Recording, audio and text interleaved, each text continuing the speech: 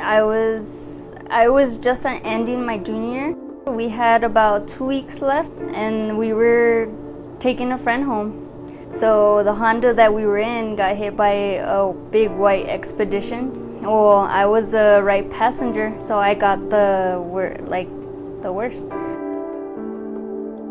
One of her friends called me. He wasn't even in the car with her, but somehow he heard about it and he ran to the scene and he called me and he told me Alex was in an accident. And as soon as we got there, my boyfriend asked where she was being taken, and as soon as they told us, we didn't even stop the car, we just kept going and took off to UMC. So we were in a waiting room with the rest of our family and we just saw them take her down the hallway and into an elevator because she was going into surgery. I was in a coma for about a week and a half.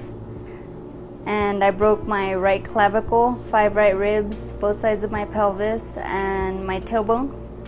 My right lung almost collapsed, and my liver and kidney were badly lacerated, and I had a lot of brain damage. She was a high-risk patient because her vitals were bouncing up and down, like her blood pressure was going up, her pulse was going up, her temperature was going up, and they weren't able to bring it down. So it even got to a point where she had to be under minimal stimulation, so we weren't even allowed to go in her room while she was in this coma. So the only way we could see her was through the glass window. So they had to intubate her. They had her on a ventilator so she could breathe, so it could breathe for her. I couldn't talk, I couldn't walk, I couldn't go to the restroom by myself, I couldn't write, I couldn't do anything. All the nurses, they would constantly come and help her, like try to do something new every day to try and pick her up or try to get her to do at least the smallest thing. Even if it was move her toes, they would be working on her constantly to get her to improve daily. So I stood next to her and I knew she couldn't see me because she wasn't focusing her eyes. But I just said, I was like, "Hi, Sissy." Oh, and she started crying. Like, it's just like she said, she was like a little baby, you know, like she started crying, like she heard it and she started crying. So everybody started crying, like, oh, it's like, that was step one. She started to hear, and we knew that she knew that we were there with her.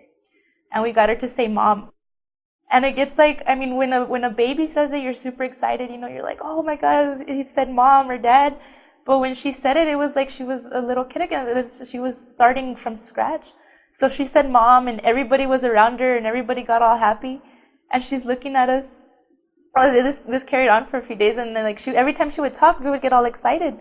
And then like after a while, when she was able to talk a little better, she was just like, well, why are you guys all staring at me? And we told her, like, because you're talking. It was about a week after school had started that I had gone back, or maybe 2 weeks, maybe. And I had gone back and I was so happy that I was back in school. But everything, I don't know why, but everything seemed so different. The day finally came and I graduated. It's a big accomplishment. I'm at El Paso Community College. I'm getting my Associates of Biology. I want to go on to UTEP to get my Bachelor's of Biology. After that, I want to enroll in medical school because I want to sooner or later be a medical examiner, possibly for the armed forces. The hospital will help people and they'll do anything possible to make that happen. I am really thankful because if it wasn't for them, I wouldn't be here. If it wasn't for all the doctors that first received me, I wouldn't be here.